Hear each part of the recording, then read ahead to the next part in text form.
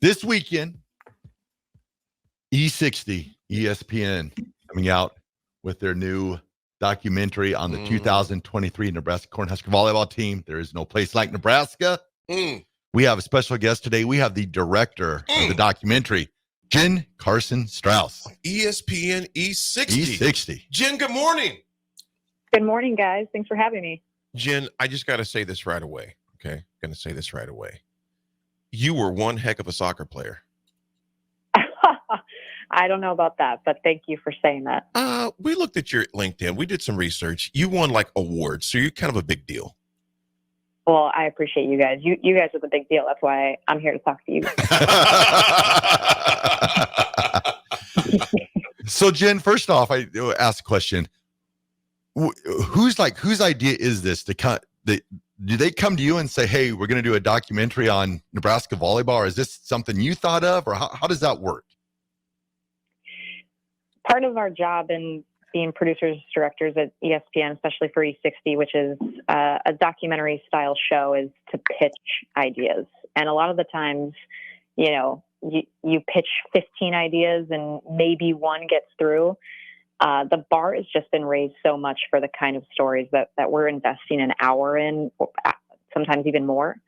And so I had been looking into a few women's sports stories, but the credit for this one really goes to my co-director, Maddie Runlet. She was the one who really had her eyes on what Volleyball Day was going to be. And, for the other 49 states in America, this kind of came out of the blue for a lot of people, except for people in Nebraska of, wow, this is going to be an insane turnout for a women's volleyball game in a football stadium, breaking, a record that just only recently was broken. But I mean, for me as a soccer player, you look back at the 99ers, that was a moment in history. And so she was the one that really wanted us to look into that.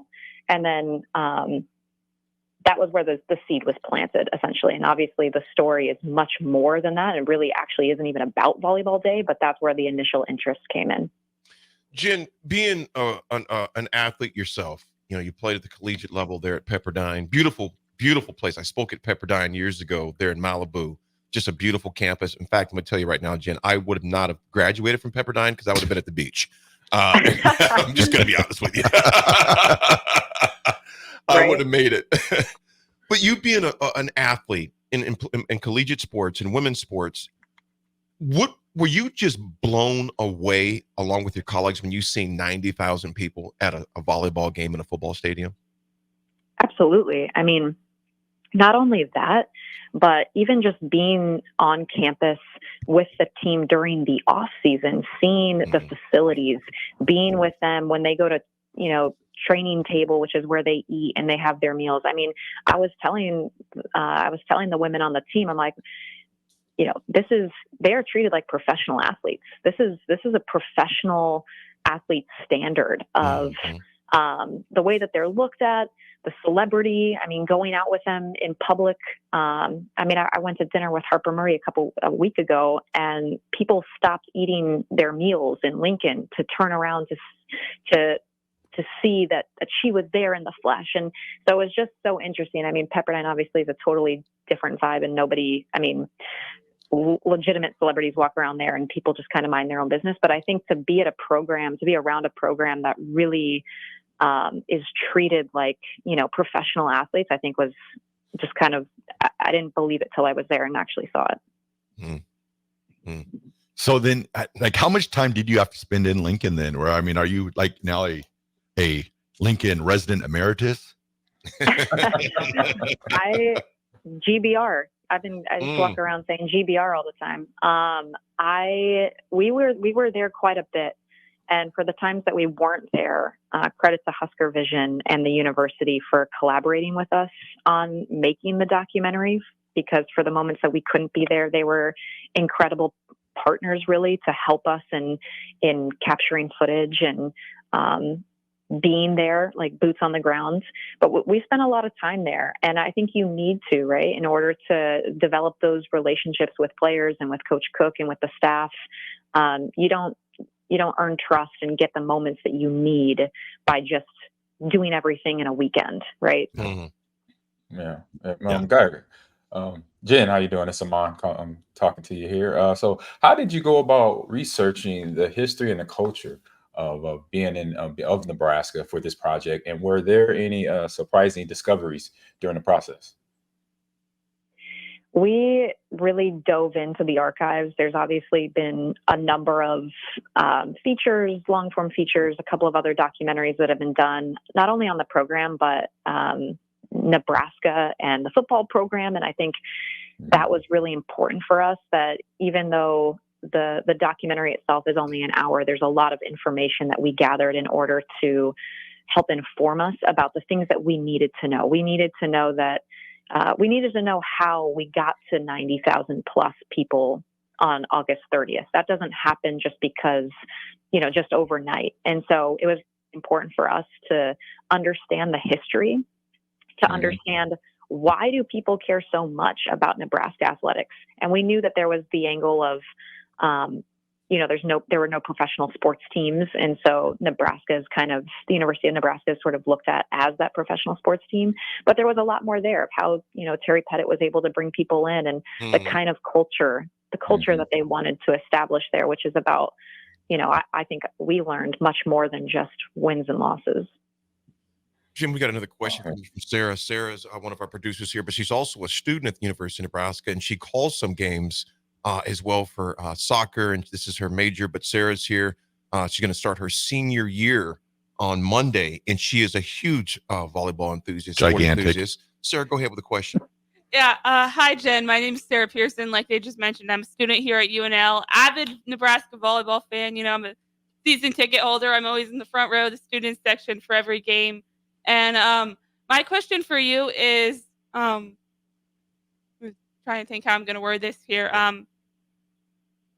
When we see Nebraska volleyball, obviously, Volleyball Day in Nebraska, kind of after that, it really just set off an explosion of the popularity of women's sports in Nebraska.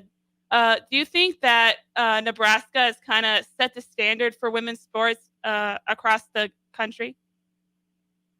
I think so. I think I've talked with Coach Cook about this, and it's a great question, and congratulations on everything that you're doing with, I started off in broadcasting too, so I wish you the best of luck. I think in order for people to care about women's sports, you kind of have to, you have to lead by actions, right? And I think there were a lot of things that went into making Volleyball Day possible. And I think one of the things that I loved learning about, even though it's not really in the documentary much, is all that went into it. A lot of people that could have said no had to say yes. And not only did they have to say yes, they had to work really hard.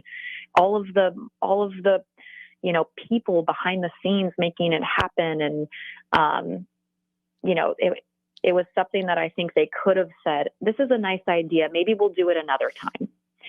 And so I think that the moment happening is so much more than just even what you see or what people might have seen when they tuned in that day or when they were there at the stadium.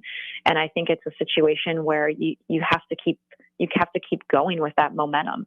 And I've said it before, I don't think that women's sports is having a moment. I think that the moment has already happened, and we have to just keep pushing on the gas. And that takes not just people who are fans of women's sports, but people that are just sports fans. That's something that we wanted to show with this documentary. This isn't a documentary about a women's volleyball team. It's a documentary about a team. We wanted people to feel like, they were watching an insane, competitive, diehard team who cared just as much about winning and losing as any fierce male athlete that you would see. And hopefully you're not even recognizing that when you're watching it. And I think that's where we need to be with women's sports, that we're kind of eliminating even identifying that it's women or it's female. So Jen, going back here, you guys, the show premieres Sunday, August 25th at 4 p.m. Midwest, Central Standard Time, 5 p.m. Eastern Time. I was going to ask you, I kind of caught a sneak peek of the show. And at the end, it kind of, for me, it was kind of left open-ended. Do you think there's any chance that there might be a follow-up show for 2024? Great question. I've talked with Coach Cook a lot about the hardest part of this process was trying to get everything into 60 minutes. And there is an extended version on ESPN Plus that is a little bit longer. So tune into both. Watch the TV version and watch the ESPN Plus version.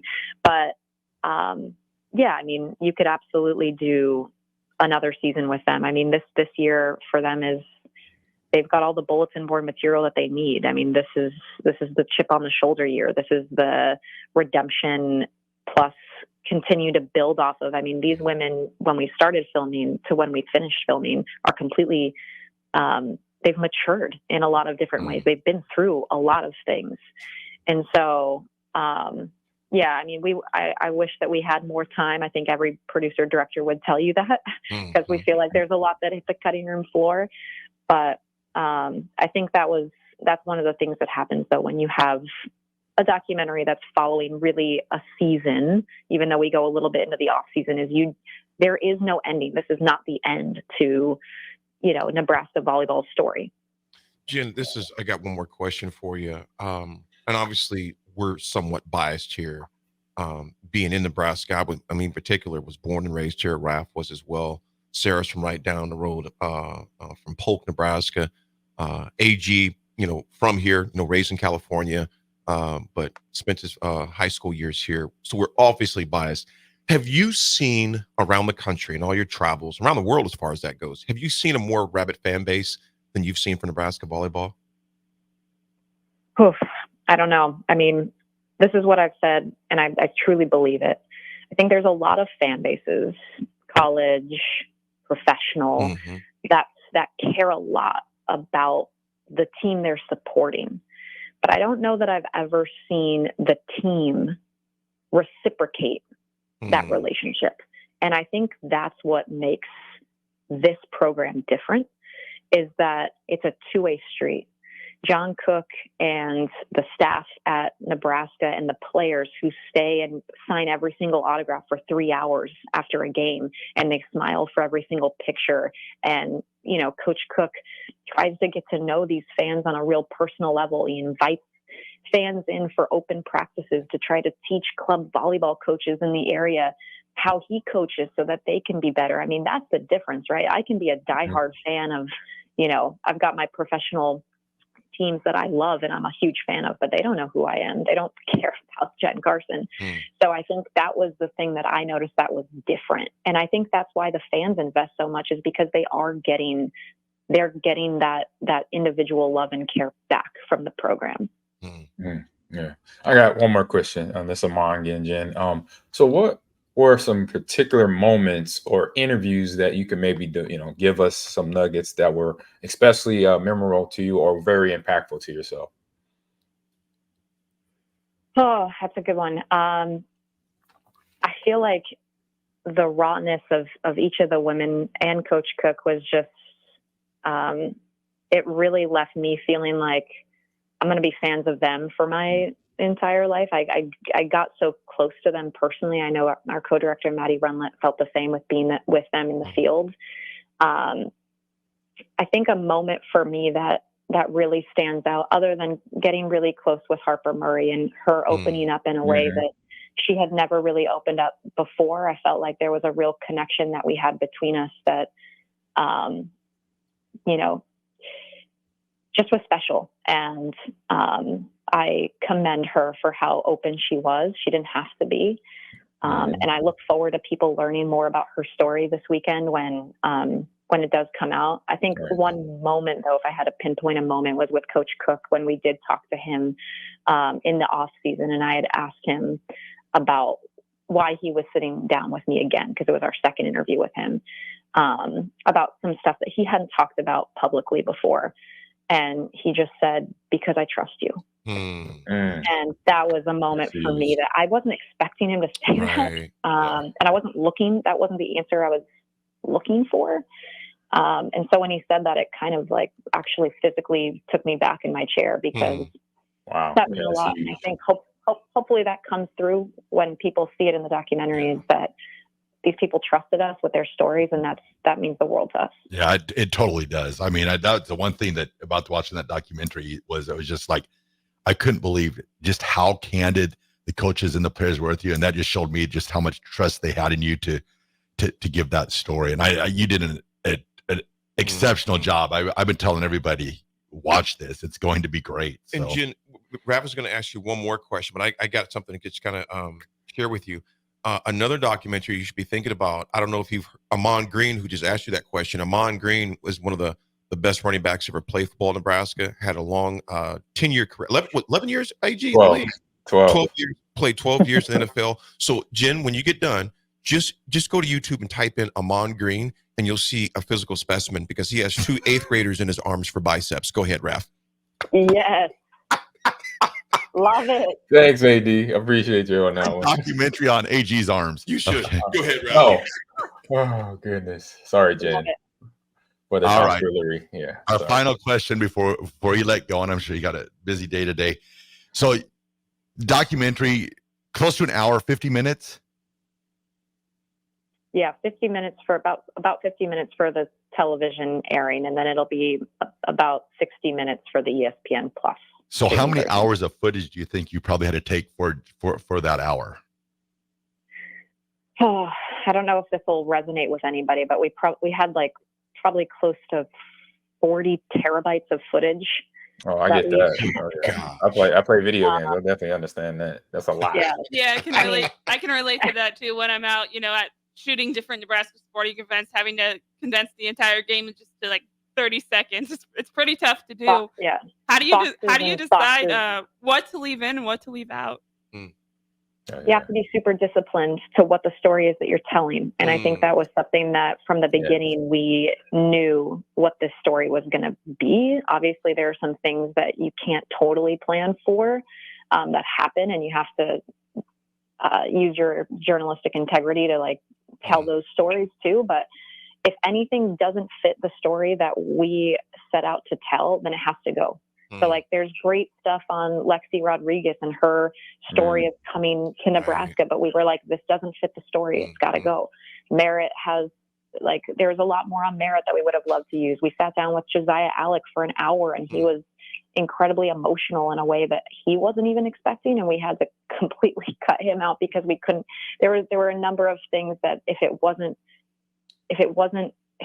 a part of the story that we were looking to tell, and it wasn't hitting that theme, which for us was the pressure and the expectations of being a Husker, then it couldn't be in it. And so we just had to be really disciplined. Mm-hmm. You probably do 3 hours on it. Definitely. Well, Jen, we thank you so much for joining us today. This has been completely awesome. You're more than welcome. If you ever get back to Lincoln, stop by 1040 L Street and say hello. Absolutely. You guys are amazing. Thank you so much for having me on and for the support for the documentary. Jen, I tell you what, thank you so much. I'm going to tag you on this Instagram story we're going to put together. We can't thank you enough, not just from us from here at the station, but for the entire state of Nebraska, and not just for volleyball fans, but just for Nebraska enthusiasts in general. So thank you. Continued success, Jen, and we will definitely be in touch with my friend. Thank you so much. Definitely. You guys are incredible. Thank you. Well, all laughs aside, definitely going to be reaching out to you, Jen. So this is Amon. Thanks, guys. Yeah, awesome. All right, Jen. Well, thank you so much for joining us today. That was Jen Karson Strauss, director of No Place Like Nebraska, premiering Sunday, 4 p.m. Central Time. Be sure to catch it.